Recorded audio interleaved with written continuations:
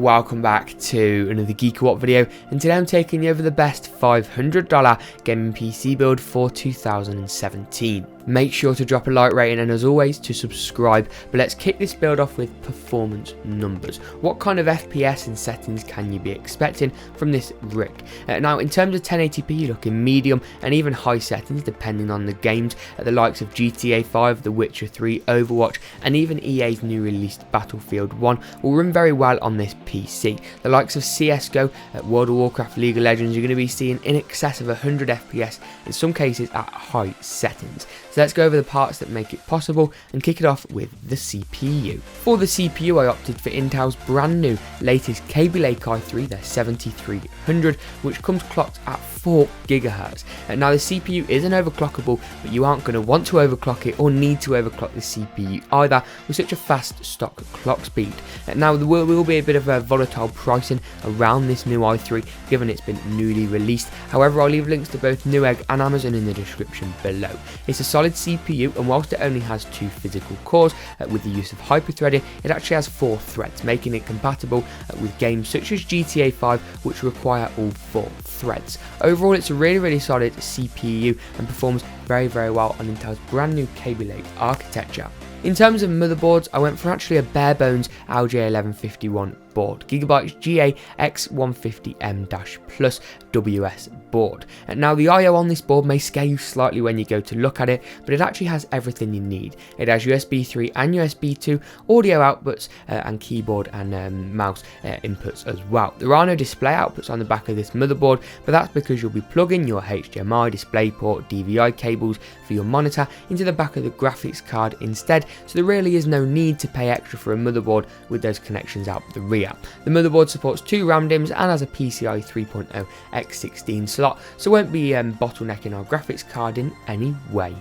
When it comes to RAM, especially in a budget build such as this, there really is no need to splash out on fancy massive heatsinks for it, because it's just going to dig into your budget and not give you really any extra performance. Crucial's Ballistix Sport Ulti does have heat spreaders on there, so it does look quite aesthetically pleasing, but also comes in at a fantastic price. I went for one 8GB DIMM, allowing you to add an identical 8GB DIMM in later in the future to give you 16 gigs of RAM, which is a really nice upgrade path, and just me trying to future-proof this machine a little bit.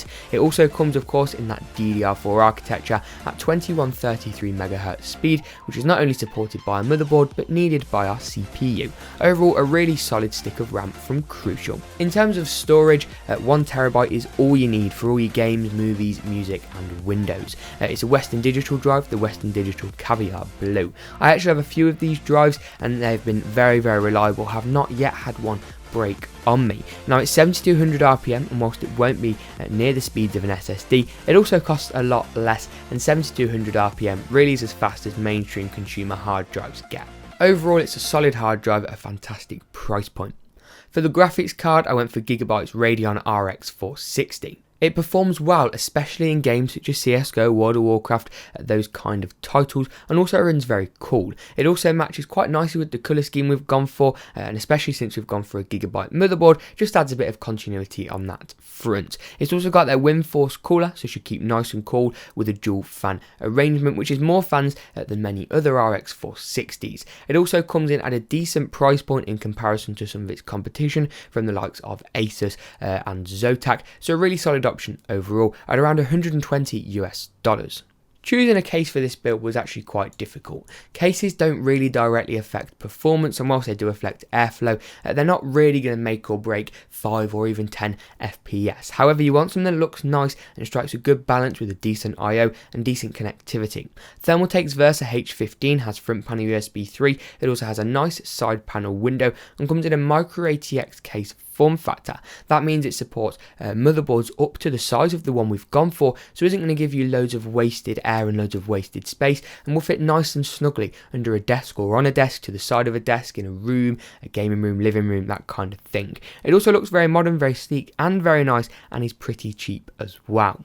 And to wrap this build up, the power supply. I chose EVGA's 500 watt 80 plus certified power supply. Yes, you could technically drop down to like a 400 watt, 430 watt unit, but better safe than sorry. Just go for something with a little bit more power, and this thing literally costs like $5 or $6 more, money that if you spent elsewhere wouldn't really give you any other performance gains. It's 80 plus certified, which means it will perform above 80% efficiency at all times, and that's verified by an external company. 500 watts also gives you plenty of headroom to add in some more storage later on down the line, like an SSD and another hard drive, or even upgrade the graphics card and possibly even the CPU as well. It also looks quite nice, performs very well, and is relatively inexpensive. But that wraps it up. If you did enjoy my first PC build back after about 4 months, then make sure to smash that like button, subscribe if you enjoyed this. You want to see PC part reviews, PC build guides, more PC builds like this, and just overall really geeky techie content.